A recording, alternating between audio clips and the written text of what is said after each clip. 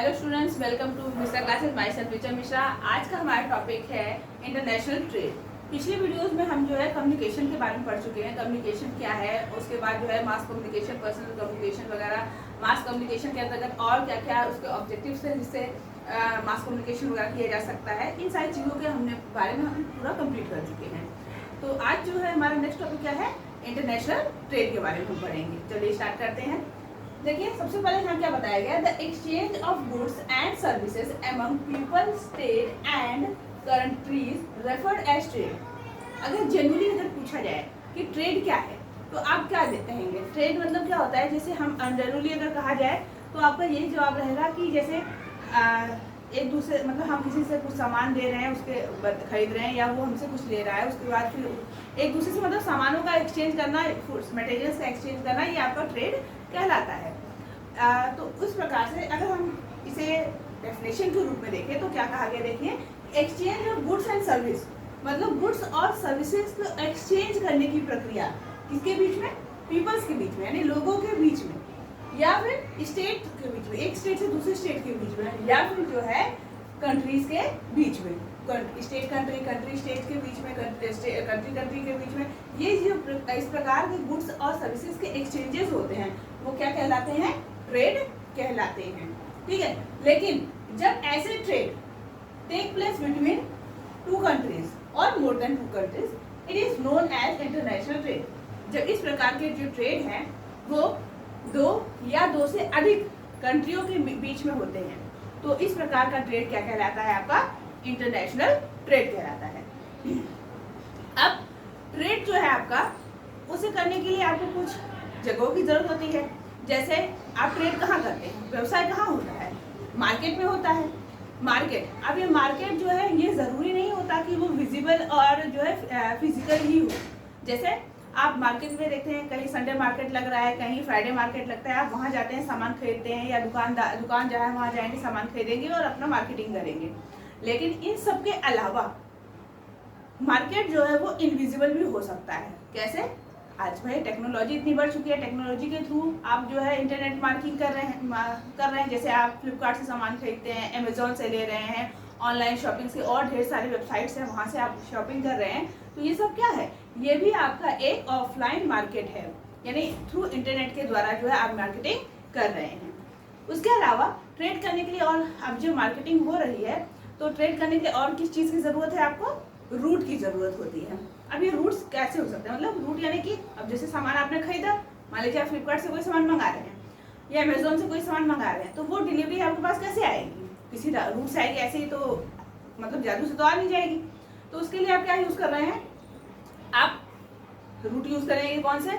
भाई roadways use कर सकते हैं, आप मतलब लैंड ट्रांसपोर्ट यूज़ कर सकते हैं, आप वाटर ट्रांसपोर्ट यूज़ कर सकते हैं, या फिर आप एयर ट्रांसपोर्ट यूज़ कर सकते हैं। ठीक है, तो मार्केट और रूट की हेल्प से आप आसानी से ट्रेडिंग का वर्क, ट्रेड जो है वो करते हैं। इसके अलावा ट्रेड को जो है इकोनॉमिक बैरोमीटर भी कहा जाता है। अब इकोनॉमिक बैरोमीटर क्यों कहा जाता है? क्योंकि एक ट्रेड ही है जिससे ये पता चलता है, किसी देश का जो व्यवसाय है वो ये निर्धारित करता है कि उस देश में कितना इकोनॉमिक डेवलपमेंट है। क्योंकि ये किसी देश के इकोनॉमिक डेवलपमेंट को शो करता है, इसीलिए इसको जो है इकोनॉमिक बैरोमीटर भी कहा जाता है। मेरे ख्याल से अब आपको ये चीज टॉपिक जो है वो समझ में आ गया होगा। अब इसके आगे हम चलते हैं। देखिए आगे क्या बताया गया कि रिसोर्सेज आर स्पेस बाउंड। अब जो रिसोर्स है वो स्पेस बाउंडेड है। स्पेस बाउंडेड यानी कि जैसे आप देखते हैं कुछ रिसोर्सेज जो होते हैं वो किसी पर्टिकुलर इलाके में ही मिलते हैं, जैसे आयरन ओर हो गया या अन्य कोई मिनरल्स हो गए, पर चला वो किसी एक पर्टिकुलर इलाके में मिलता है और बाकी जगह नहीं मिल रहा है भाई। तो लेकिन एक जगह मिलने का ये मतलब नहीं है कि उसकी डिमांड जो है वो कहीं नहीं होगी। अब जैसे एक जगह तो मिल रहा है, लेकिन आप देखते हैं कि उसका एरिया मतलब स्टेट वाइज, कंट्री वाइज या आउट ऑफ कंट्रीज भी इसकी डिमांड होती है। अब इस डिमांड को फुलफिल करने के लिए क्या किया जाएगा? इसलिए इसको फुलफिल करने के लिए आपको ट्रेड करना होगा। इसलिए यहाँ कहा गया कि resources are space bounded, therefore international trade is necessity. मतलब रिसोर्स जो है स्पेस बाउंडेड है, वो एक पर्टिकुलर इलाके में मिल रहा है, लेकिन उसकी डिमांड कई जगहों पे है, इसलिए ये जरूरी है कि इंटरनेशनल ट्रेड हो। मतलब जैसे कोई चीज़, कोई मिनरल है आपके यहाँ पे इंडिया में जो है वो मिनरल बहुत ही ज़्यादा प्राप्त होता है, मिलता है, तो और वो दूसरे देश में मान लीजिए नहीं मिल रहा है, तो ऐसे कंडीशन में क्या करेंगे हम, दूसरे देश की जो डिमांड है उसे फुलफिल करने के लिए हम इंटरनेशनली ट्रेड करेंगे, हमारे यहाँ से हम उसे एक्सपोर्ट करेंगे उस देश में, और फिर वहाँ की उनकी नेसेसिटी जो है वो कंप्लीट होगी। तो इसीलिए कहा गया, या फिर मान लीजिए हमें किसी चीज़ की हमारे यहाँ डिफिशियंसी है, तो उस चीज़ को हम दूसरे कंट्री से जो है वो इम्पोर्ट करेंगे, तो वो हमारी डिफिशियंसी कंप्लीट होगी। तो इसलिए ये ज़रूरी है, इस कमी को पूरा करने के लिए, कंप्लीट करने के लिए जो है इंटरनेशनल मार्केटिंग बहुत ही ज़रूरी होती है, उसकी ज़रूरत है। नेक्स्ट यहाँ आगे देखिए, बैलेंस ऑफ ट्रेड बताया गया। अब बैलेंस ऑफ ट्रेड क्या है, इसका डेफिनेशन देख लीजिए। The difference of export and import of a country, मतलब किसी भी देश में जो एक्सपोर्ट और इम्पोर्ट हो रहा है उनके बीच का डिफरेंस जो है वो बैलेंस ऑफ ट्रेड कहलाता है।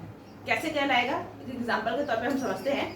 मान लीजिए आप कोई कंट्री है, ठीक है, मान लीजिए हमारा इंडिया ही है, हमारा इंडिया जो है वो किसी दूसरे देश से शराब जो है वो ट्रेड कर रहा है।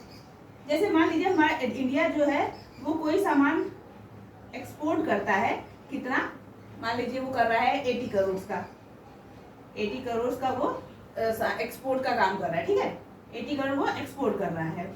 और भाई हमारे यहाँ किसी चीज़ की मान लीजिए कमी हो, मान लीजिए मिनरल्स हम खरीद रहे हैं, तो या मिनरल्स हमने एक्सपोर्ट कर दिया, मान लीजिए हम पेट्रोलियम खरीद रहे हैं, तो पेट्रोलियम हम जो है वो कितना खरीद रहे हैं, वो हम खरीद रहे हैं 60 करोड़ का, इंपोर्ट कर रहे हैं, ठीक है।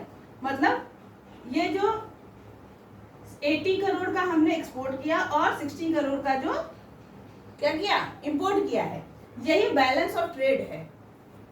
मतलब एक्सपोर्ट और इंपोर्ट जितना टोटल हुआ है किसी भी कंट्री में, उसके बीच का जो डिफरेंस होता है वो बैलेंस ऑफ ट्रेड कहलाता है। अब इसका बैलेंस ऑफ ट्रेड कितना होगा, अब एक्सपोर्ट किया 80 करोड़ का हमने, इंपोर्ट किया 60 करोड़ का, तो उसका डिफरेंस कितना है आपका 20 करोड़, यानी यहाँ पे बैलेंस ऑफ ट्रेड कितना आया है 20 करोड़। अब ये 20 करोड़ का बैलेंस ऑफ ट्रेड जो है वो फेवरेबल है या अनफेवरेबल, इसे देखा जाता है। मतलब बैलेंस ऑफ ट्रेड जो है वो दो टाइप्स के होते हैं, एक होता है फेवरेबल बैलेंस ऑफ ट्रेड और एक होता है unfavourable balance of trade. I hope आपको बैलेंस ऑफ ट्रेड जो है वो समझ में आ गया होगा। अब हम देखते हैं हमारा फेवरेबल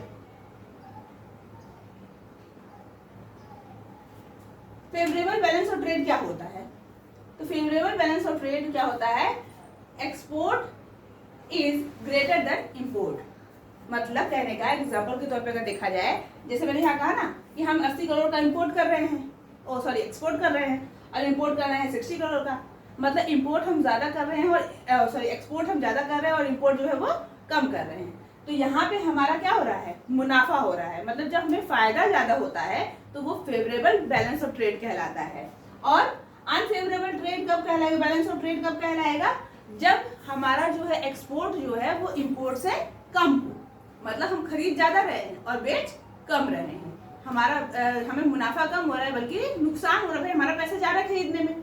तो ऐसे कंडीशन में वो ट्रेड कैसा कहलाएगा, अनफेवरेबल बैलेंस ऑफ ट्रेड। ठीक है, देखिए जैसे मैंने बता दिया बैलेंस ऑफ ट्रेड क्या है, when export is greater than import, more than import, and that is favourable balance of trade. And when the condition is occurs then where export is less than import, then this is called unfavorable balance of trade। ठीक है, उसके बाद जो है अगला हमारा क्या बोला, देखिए अब आगे क्या कहते हैं कि जैसे ट्रेड की बात हो रही है, अब भारत में कुछ ऐसी कमोडिटीज होंगी जो हमारे यहाँ बहुत ज़्यादा उपज जिसकी होती हो, कुछ ऐसी भी कमोडिटीज होंगी जिसके लिए हमारे यहाँ जो है कमी हो। तो ऐसे कंडीशन में कुछ ऐसे कमोडिटीज के बारे में हम देखते हैं जो हम एक्सपोर्ट कर रहे हैं और जो हम इंपोर्ट कर रहे हैं। सबसे पहले हम एक्सपोर्ट के बारे में देखेंगे यहाँ पे। तो देखिए क्या बताया गया है कि कमोडिटीज विच इंडिया एक्सपोर्ट्स, उसमें क्या बताया गया है, वैसे तो बहुत सारे हैं इसमें चीज़ें जो हम एक्सपोर्ट करते हैं, लेकिन मेनली जो है यहाँ कुछ चीज़ों के बारे में बताया गया है, जैसे एग्रीकल्चर प्रोडक्ट्स। एग्रीकल्चर प्रोडक्ट्स हम क्यों ज़्यादा एक्सपोर्ट करते हैं, भाई सीधी सी बात है, हमारा इंडिया जो है एग्रो बेस्ड जो कंट्री है, यहाँ एग्रीकल्चर प्रोडक्ट्स जो है वो ज़्यादा प्रोड्यूस होते हैं, इसलिए हम इसे जो है एक्सपोर्ट करते हैं। Next, ore and minerals. कुछ ओर्स और मिनरल्स ऐसे हैं इंडिया में जो बहुत ही ज़्यादा प्रोड्यूस होते हैं, इसलिए हम उसे जो है एक्सपोर्ट करते हैं।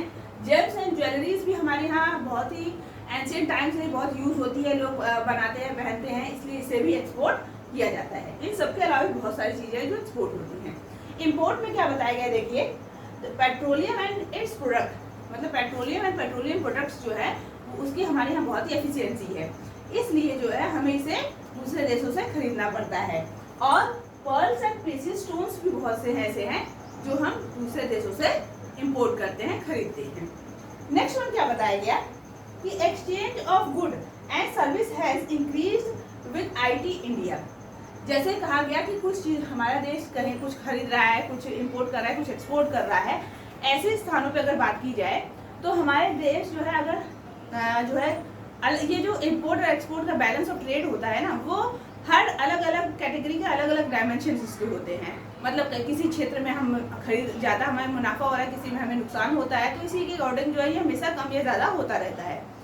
लेकिन अगर यहाँ बताया गया कि exchange of goods and services has increase with IT, यानी कि यहाँ क्या कहा गया कि जो एक्सचेंज और गुड्स का जो सिस्टम है वो क्या हुआ है, गुड एंड सर्विसेज का जो सिस्टम है वो काफ़ी इंक्रीज हुआ है विद इंटरनेट, आपका आईटी यानी इंटरनेशनल टेक्नोलॉजी। ये जो आपका आईटी टेक्नोलॉजी है, इंटरनेशनल टेक्नोलॉजी है, इसके थ्रू जो है हमारे देश का गुड्स एंड सर्विस का एक्सचेंज का जो सिस्टम है वो काफ़ी इंक्रीज हुआ है। और आगे क्या बताया गया, इंडिया जो है उसे सॉफ्टवेयर गेंट भी कहा जाता है। इंडिया को सॉफ्टवेयर गेंट भी कहा जाता है, क्यों? क्योंकि यह एक्सपोर्ट करती है आईटी सर्विस और गुड्स को। मतलब आईटी सर्विस और गुड्स जो है वो हमारे यहाँ बहुत ही बड़े पैमाने पे होते हैं और इसको हम एक्सपोर्ट करते हैं अन्य देशों में, इसीलिए इसे जो है सॉफ्टवेयर गेंट भी कहा जाता है। ठीक है, तो इसके साथ ये हमारा जो है इंटरनेशनल ट्रेड जो है वो खत्म हो रहा है टॉपिक। अब नेक्स्ट जो हमारा वीडियो होगा उसमें हम इस इंटरनेशनल ट्रेड को एक इस ट्रेड को जो है एक नए डायमेंशन के साथ जो है पढ़ेंगे, एक नए फॉर्म में पढ़ेंगे। और वो क्या होगा, टूरिज्म। मतलब टूरिज्म एज अ ट्रेड वो किस प्रकार से वर्क करता है, इसके बारे में हम नेक्स्ट वीडियो में पढ़ेंगे।